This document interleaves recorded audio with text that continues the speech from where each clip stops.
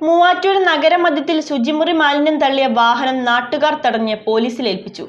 ഇന്നലെ പുലർച്ചെ 1:30യോടെയാണ് നഗരമധ്യത്തിൽ അരമനപ്പടിയിൽ ലോറി തടഞ്ഞത്. ലോറിയും ജീവനക്കാരെയും പോലീസ് കസ്റ്റഡിയിലെടുത്തിട്ടുണ്ട്.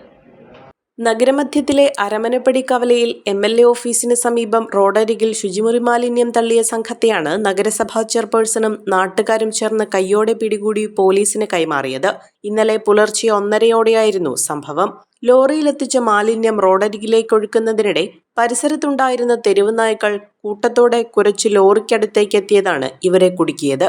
നായ്ക്കളുടെ കുരകേട്ട് പരിസരവാസികളെത്തിയതോടെ ലോറി ജീവനക്കാർ വാഹനം ഓടിച്ചു പോകാൻ ശ്രമിച്ചു. എന്നാൽ നാട്ടുകാർ വാഹനം തടഞ്ഞു. വിവരമറിഞ്ഞെത്തിയ പൊതുമരാമത്ത് സ്ഥിരം സമിതി അധ്യക്ഷൻ ജിനു മടയ്ക്കൽ അറിയിച്ചതിനെ തുടർന്നാണ് നഗരസഭാ ചെയർപേഴ്സൺ ജോയ്സ് മേരി ആന്റണി സ്ഥലത്തെത്തി പോലീസിനെ വിവരമറിയിച്ചത്. ലോറിയും ജീവനക്കാരെയും പോലീസ് കസ്റ്റഡിയിലെടുത്തു. ദൂരസ്ഥലങ്ങളിൽ നിന്ന് പോലും ശുചിമുറി മാലിന്യം എത്തിച്ച് മൂവാറ്റുപുഴയിലെ പുഴകളിലും തോടുകളിലും ജനവാസമില്ലാത്ത റോഡരികുകളിലും തള്ളുന്നത് പതിവാണ്.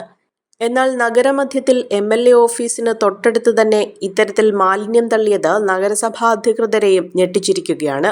സംഭവത്തിൽ പോലീസ് കേസ് രജിസ്റ്റർ ചെയ്തു.